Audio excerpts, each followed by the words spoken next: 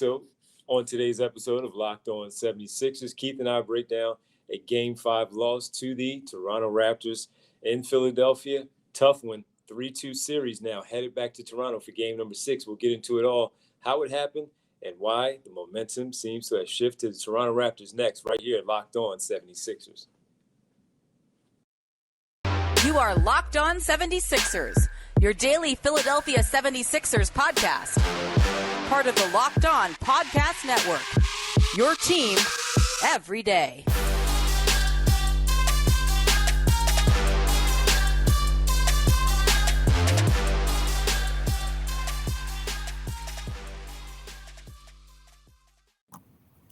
Welcome. Thanks for making Locked On 76ers your first listen every day.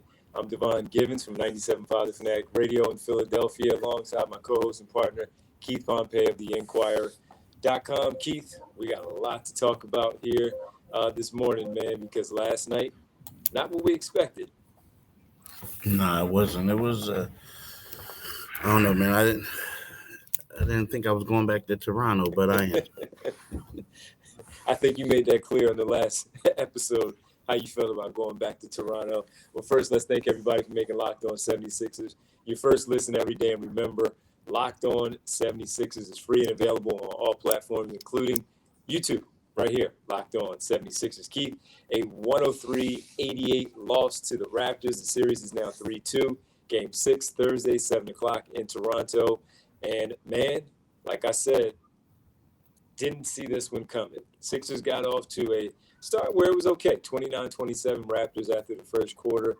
Nothing really to complain about except for the turnovers, where they had a high turnover quarter in the first one with 7 turnovers leading to 10 points for the Raptors. And maybe you want to look at the shooting because there was a difference there, 47% for the Sixers versus 57% for the Raptors. But they were right there. Then you had the 12-0 run to start off the second quarter for the Raptors, and that really helped turn things around for Toronto. Yeah, that second quarter was huge. I mean, it was a difference. I mean, it was they went on a 12-0 run. The Sixers called a timeout. The Sixers responded with an 8-0 run, right? Yep. Then all of a sudden, Toronto comes back with a 5-0 run, right? Yep. But when you look at that second quarter, that was the game to me. I mean, you look at the second quarter, Toronto shot 5 for 22, 22.7%. You look at Joel Embiid in that quarter. He had 3 points on 1 for 3 shooting, right? Danny Green played well in that quarter. He was, 3 for 5 shooting threes. But for the most part, he was the only one that did anything. So that quarter right there really kind of gave them that cushion. And it just seems like from that point on, the Sixers would try to make a run, but they couldn't get any stops. And that enabled Toronto to, move on with that double-digit victory. Right, and it's not as if they really shot all that well. They shot 45%, 10 of 22. This is okay. 2 of 11 from beyond, and they didn't have any offensive rebounds. They only turned the ball over 1 time, and the Sixers only turned the ball over 3 times. So it was just simply the Sixers didn't make shots. Whether you want to put more of the onus on them for not making the shots, or the fact that Toronto actually played some really good defense and figuring some things out and making it difficult. I thought they got pretty good looks at the basket. They just missed them. And they just did not hit any of their shots in that second quarter. And as you talked about, 25-4 in that one. At that point, that's how it turned around. And as the game just continued to go along, you saw how it played out. For those who didn't, it played out very poorly. You couldn't sustain a run. The Sixers couldn't, as Keith just mentioned, you couldn't sustain a run. You couldn't stop them. They were getting really good looks. They were taking, Doc Rivers talked about it, they were taking their possessions deep into the shot clock with no worry. It was too easy. They were too comfortable. They had no fear of what they were doing out there offensively versus the Sixers defense. And as a result, they got whatever they wanted against the Sixers defense. And the Sixers never challenged them the way that we expected a team up 3-0 and 3-1, now at 3-2. They didn't challenge them enough the way that I thought they should have in getting this win. Yeah, you're right. But I also think that when you look at the second quarter, Joel Embiid is the leading scorer. Right now in the first 2 games, it was all about Tyrese Maxey and James Harden, right? Doing a lot of stuff for him. In that second quarter, they were a combined 0 for 7. They didn't score a point, and they were a minus 18 combined, right? So to me, that was the difference. I mean, I get it with Joel Embiid 1 for 3, Tobias Harris was 1 for 4, but when you look at these two guys, they were supposed to be the difference makers, and they actually weren't. And James, we're talking about 0 for 4, but he was 0 for 3 on threes. Maxey was 0 for 3, 0 for 1 on threes. So, it's kind of like their play kind of set the tone. No, listen, you're right. Those guys played a big part in Joel Embiid in 8 minutes and 17 seconds, only delivering 3 points. Harris only having 2. He was 1 for 4. I don't blame him much. Honestly, I thought he played pretty well, even though he played the full 12 minutes, only 2 points. You look at that, not really his fault in that one, but 0 for 7 between Harden and Maxey, where they were out there combined for 10 minutes together. You look at that, and that's really unacceptable in that quarter, especially when Toronto is just, they're not necessarily destroying you on that end. So 25 points total, 45%. You got to find a way to get some points. You have to find a way to put some points on the board. And they did not. The bench didn't help out. 0 points there. There were 9 points off the bench for the Toronto Raptors in that quarter. 8 for Scotty Barnes, who was playing on a bum ankle in 12 minutes. He had 8 points. 5 for OG Anunoby, 3 for Pascal Siakam. They were getting contributions up and down their roster, whether it was the second quarter, first quarter, third, fourth. They got contributions all night long against the 76ers. Nick Nurse did a fantastic job coaching them. They only went a few deep as far as their box score goes. They only went 3 deep with Precious Achiuwa, Chris Boucher, and Thad Young coming off the bench. No guards. No guards. All of the interchangeable pieces that we always talk about with this team. So, Keith, that was a bad loss, man, last night. Bad loss by the Sixers. And now they have to go back to Toronto for Game 6. You have to travel there once again and deal with all the customs, going to Buffalo, however you want to do it. Now you have to deal with that because they could not pick up this win. So let's, when we come back, we got to talk about why the momentum has now shifted to the Toronto Raptors. We'll get into that next right here, Locked On 76ers. Yeah, it really shifted to the Raptors. But hey, you know what? Let's talk about Prize Picks. All right, NBA fans, are you looking for a daily fantasy option for the NBA? Then you need to try the award-winning app Prize Picks. Prize Picks is a daily fantasy made easy. I love this, and we know you will too, right? So it's easy to use. You pick 2 to 5 players and an over/under on their projections, and you can win up to 10 times on any entry, and it's just you versus the projected number. Entries can be made in 60 seconds or less. It's that easy. Prize Picks is safe and offer fast withdrawals. Use the award-winning app on both the App Store and Google Play. Prize Picks offer a variety of actions. Prize Picks offers any prop you think from points scored to rebounds and steals, right? And Prize Picks doesn't just offer NBA. They have options on the college basketball, college football, NFL, MLB, soccer, MMA, and more, right? So here's the thing. For a limited time, Prize Picks has an exclusive no-brainer of an offer for all of our users.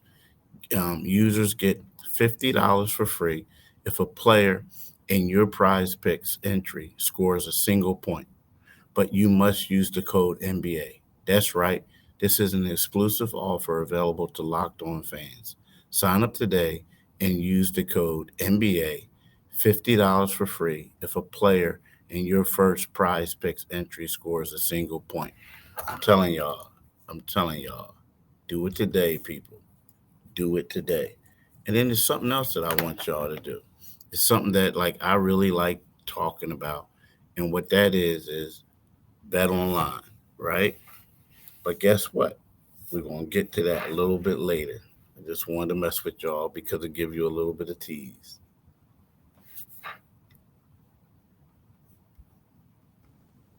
That's right. Find some humor in it. Tough night last night. Find some humor in it all because we definitely need it after that performance last night. Keith Pompey, Devon Givens right here, Locked On 76ers, and we want to thank you for making Locked On 76ers your first listen. And for your next listen, check out the Locked On Now podcast for nightly recaps of every NBA game with analysis from our local experts. It's free and available wherever you get your podcast. Keith, listen, man, now with this one, the Sixers were up 3-0. Let's just take it back to the two home games. 2-0 going to Toronto. You really want to split. They get the first one, momentum, theirs. You know, a stranglehold on the series, 3-0. You have everything going for you, playing poorly in game number 3, getting the game-winning shot from Joel Embiid. And then we get to game number 4. Okay, they lose the game. You come back to Philadelphia, no problem. Win this game. You know you're going to get their best. They're without one of their best players, their all-star, in Fred VanVleet. But not the case, man. Not the case, Keith. It looks like the momentum has shifted. Yeah, the momentum has shifted, and I think a lot of it has to do with, I mean, you look at it, we talk about that third game. I mean, that third game was the first time that Gary Trent Jr. was like healthy, right? And I feel like he made kind of sort of a difference in that game a little bit. You know, they kind of outplayed the Sixers from the jump. You know, the Sixers was fortunate enough to come back. Joel Embiid hits that shot. And then all of a sudden, you have Scotty Barnes comes back in game 4. And then all of a sudden, it's just like, I felt like those, I hate to say this, but when you look at this team, talking about Toronto, and when you put Fred VanVleet, and you have a Pascal Siakam, but when you don't have Scotty and Trent, and you have those other guys, it's like they have to do too much for them to win. Then you bring these other guys out there, and there's a little bit more balanced attack, right? And I feel like the Sixers just can't match it. And here's something else that they've been doing. Like, if you remember, they kind of sort of took the passing lanes away from James, where they wanted James to be more of a scorer than a facilitator. Great point. And what that does is taking Maxey, he's not getting the ball like where he was before. And then James, we're looking at James, and he's throwing up these shots and he's missing them. Now, he only had 14 shots or 11 shots on Monday night. But at the same time, you look at it and you can see what they're doing. And it's like impacting the game, and it took the momentum. I mean, let's face it. The Sixers are basically struggling against these guys with Barnes and Trent. And what that's doing is enabling Pascal to go out there and get his. Before, all you had to do was put Joel on him, and he was going to lock him down. But you didn't have anybody else that was distributing. So I think that that's the reason why the momentum has gone. Well, we've talked about it all series long, the physicality, who's the more physical team, who wants it more.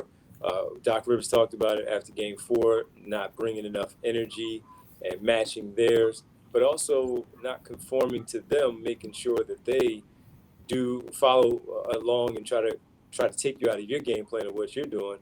And now, again, it's just shifted. It's the opposite, where the Toronto Raptors have full control, it seems, of everything that's happening out there in this series on the floor. And the Sixers don't really have any answers. And typically I'm one to point at the head coach and the coaching staff, but I don't do that much on this one. Now, the only one I will go to, and we'll get to more of that later, is the Tyrese Maxey part. Doc Rivers talked last night and said, he's not getting a lot of plays called for him, or he's not getting the ball. That is where you lean on the coach and say, all right, set something up, draw something up for him to have an opportunity to use his speed, use whatever he has to his advantage against the defenders, and exploit it. Gary Trent Jr., fantastic shooter, good scorer in this league. He's not a defender. He's not known to be a defender.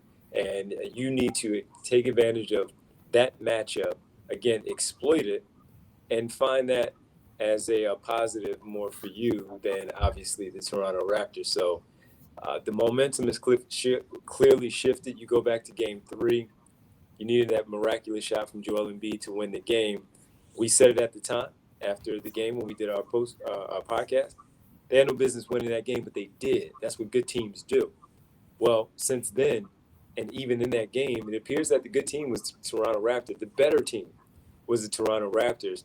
And now they force a game 6, and the 76ers have to travel when you probably didn't want to. Once again, you're going to be without one of your rotation players, and Matisse Thybulle, who played 14 minutes last night, because he can't travel again for the third game of this series, Keith. And getting to him, he was 1 for 6, and the one that he made, he didn't make. Yeah, you can't. Like, I'll be honest with you, he was so bad that if he makes the trip or not, like if he playing the way he's playing, and I love Matisse, but you can't, like, he was not good. Yeah, you can't, like, that's my dude, but you can't, like, say he gonna be a factor. Like, I honestly feel like, and I don't mean to cut you off or anything like that. No, go. We're gonna keep it 100. Like, the moment when I feel like, now, first of all, the way that they was yo-yoing him all throughout the season, it kind of like messes up your confidence, right? But he was able to deal with it. I honestly believe that once he decided that he wasn't going to get vaccinated and had to go to Toronto, and they put Danny Green in there and kept Danny Green in the starting lineup, he was shaky after that big time, right? And then he misses the 2 games, and he looked shook out there. He just looked bad. He was questioning himself. He was trying too hard on certain plays, but then his shot wasn't there. You know, it's easy to say, all right, Matisse, we're going to go on this road trip for 5 days, but we're going to have somebody working with you. But it's different when you're not around the dudes. And then you come back yesterday and y'all watching film. And then now you're playing today and you're out of rhythm. You know what I mean? But I don't think, like, I hate to say it, the way he played today, I can't say that not having him in game 6 is going to hurt him the way he played today. Well, yeah, but now we look at it in its whole, because if you say that, we know why he's not playing in these games. That was his choice. That was his decision. But as we talked about it at the time, you let your team down. So the adjustment is only made because of your choice. And this is not to get into a whole should you get it, should you not get it when we talk about the vaccination. However, if you are all messed up because the lineups have been changed, the rotation, and Danny Green is in the starting lineup and you're not, Doc Rivers did the right thing by starting Danny Green, because you have to keep that cohesion with the starting 5. You can't just now start switching things up. So that's on him, and he has to be a professional and be ready to go when his number is called. His number was called. He was terrible. Like you said, Matisse is a great person. We're talking about the performance of the basketball player. He was terrible last night. 1 for 6, 0 for 3 from beyond. He missed a 10-footer, 10 to 12-footer on the baseline, makeable shot, did not drop it, missed his 2 free throws, had 2 rebounds, 3 personal fouls, 1 steal, 1 turnover in 14 minutes. And the one that really stood out was the 3-point shot right around the 10-minute mark. They were coming down the floor, fast break. Tyrese Maxey caught the ball on the right wing. Matisse Thybulle was in the corner, snapped it to him. Shot was there, but he didn't want to take it. Defender was closing out. He hit Maxey again. Maxey hit him again because he was more wide open because they were sagging off of him, Keith. And he didn't shoot it. He passed it again. Steal, going the other way. Easy 2 buckets. Timeout Doc Rivers because of that. He lost his confidence. He doesn't believe in his shot. His defense, as a result, is suffering. His team suffers if he's out there playing like that. He didn't get a lot of run because he didn't perform well. And quite honestly, now looking at how it has now turned, part of it is, of course, because of his lack of play and his performance last night.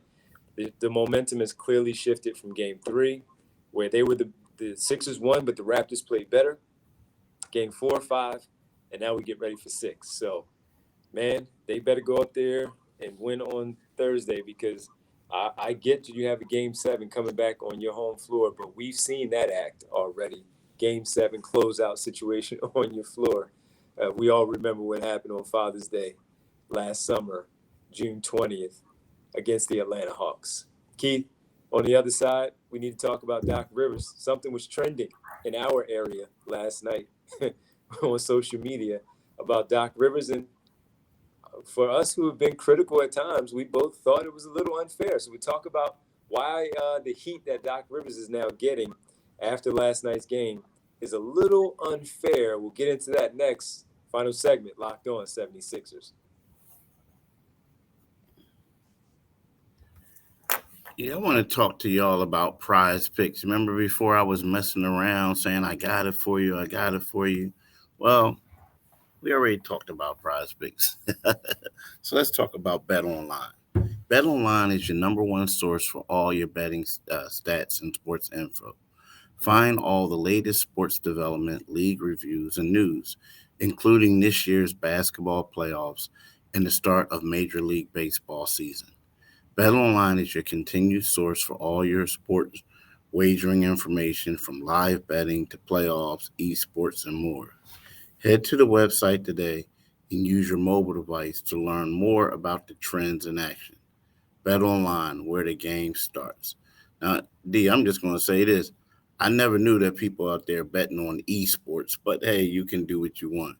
But, you know what I mean? Just go ahead, do what you want. I don't know. I would, but go ahead and do what you want. And do it today, people. Do it today. If it's available, people will bet. Yeah, Okay. on esports. So, esports, get involved. Keith, last night, obviously a tough loss. They've lost 2 games in a row. Still a chance to close out. All is not over yet. It's 3-2. Sixers still in front, heading to Toronto for game number 6. But Doc Rivers, he was trending last night, Keith, as we were getting ready to leave the arena. And he was trending on social media, and it was basically fire Doc Rivers, fire Doc, excuse me. And for one of the first times I sat there and I was like, yeah, that's not I don't think it was all his fault last night. What did you make of his performance versus Nick Nurse, who's obviously done a nice job these last 3 games? What do you think about the talk going on locally here from the Sixer fans, or even here in the country and nationally and maybe even worldwide, wherever all Sixer fans are, that he is trending now, Keith, fire Doc? I mean, I think that's one of those things where, people who don't like him and they're going to say fire him anyway. But then they were the same people after games 1 and 2 who were basically saying, wow, Doc is showing me something. Look at that play he drew up. I think right now the biggest thing that people aren't really taking into account is that the team just isn't making shots right now. They're not making shots at all. And that's what's basically hindering them. I mean, prime example, we talked about that before. You got James Harden, you got Tyrese Maxey, going 0 for 7 in the second quarter. These are 2 of their top scorers. The team shot 38%, and they've been struggling to shoot in the last 3 games. So is that Doc Rivers' fault? No. Is it not? All I know is they struggled to shoot, and he drew up a play, and the play worked in game 3, right? So game 4, they lose. Joel is like hampered by the hand, and then game 5, they lose. So I think that people are being unfair by saying fire Doc. I think they're being unfair. Yeah, and last night the Sixers had 16 turnovers, again, a high turnover game to the Raptors 9, and the Sixers gave up 20 points off of their turnovers. The Raptors were able to total 20 points. The Sixers were only able to muster up 9 points off those 9 Raptors turnovers. That's not on Doc Rivers. That's on them. And you saw it. Whenever Matisse Thybulle was struggling, he took him out quickly, had a quick hook for him. Paul Reed, if he had his issues, took him out of the game, gave him a quick hook, because if it wasn't working, he didn't want things to slip away. He did have some good ATO calls coming out of the timeout. He did seem to draw up some good stuff. I remember a play, Keith, in the third quarter where Joel Embiid had the ball about 30 feet away from the basket. They were trying to run the play. It was a bit of a dribble handoff, if you will. James Harden's talking to Tyrese Maxey in the corner, not paying attention to Joel Embiid, 3-4 seconds of running off the clock, and Joel's like, "Yo, what are you doing? Come get the basketball," because he's not running the play, and he sprinted up. They wound up getting a shot from Maxey with just under 10 seconds left on the shot clock from the corner, but that's not Doc Rivers. He called the play. You should know the play, and that's not on the coach when the plays are not being executed, like we've talked about time and time again in this series. Now, you could get away with it before when we were discussing it because they were up 3-0. Now, it's different now. It is now a series, and we have a situation here. The bench points, 29-11. Keith, that's not Doc Rivers. Second chance points, you have the Sixers finally win one, 11-4. But the fast break points, that's not Doc Rivers, 24-14. Points in the paint, 56-36. That's not Doc Rivers. That's not Doc Rivers. Yeah, you got a point. I agree. Yep. So, yeah, man, we got a lot to talk about tomorrow, and certainly we'll be back and speak with you all the great people. We appreciate you listening. First, we want to say, definitely want to say thank you for making Locked On 76ers your first listen every day. Tomorrow we'll get into another travel day for the 76ers heading back to Toronto, and why that, of course, was not the plan for this basketball team.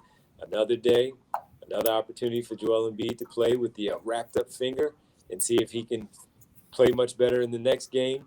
So now, after listening to us, make your second listen Locked On NBA. For Locked On, experts covering the biggest stories around the NBA every Monday through Friday in less than 30 minutes. It's free and available, Keith, wherever you get your podcasts. Yep, we're free and available wherever you get your podcast, and make sure that you subscribe to the Locked On 76ers YouTube channel. I'm telling you, you get to look at our faces every day. I was about to say our ugly faces, but you get to look at our faces. Speak for yourself, bro. Speak for yourself. But you get to look at our faces every day. But also, like my man D said, you can get our podcast wherever you get your podcast. But if you want this YouTube thing, make sure you subscribe to our YouTube channel. And I'm telling you, as I always say, do it today, people. Do it today. Because the Sixers didn't do it today, which was last night, closing out the series. Keith, as always, man, look forward to talking to you tomorrow and seeing what else we come up with on this one, because this really knocked the wind out of a lot of people's sails, feeling like at least they'll close it out in 5 at home. Tough loss last night, ugly loss. We'll talk about more of it tomorrow here on Locked On 76ers. Thanks, man. Peace.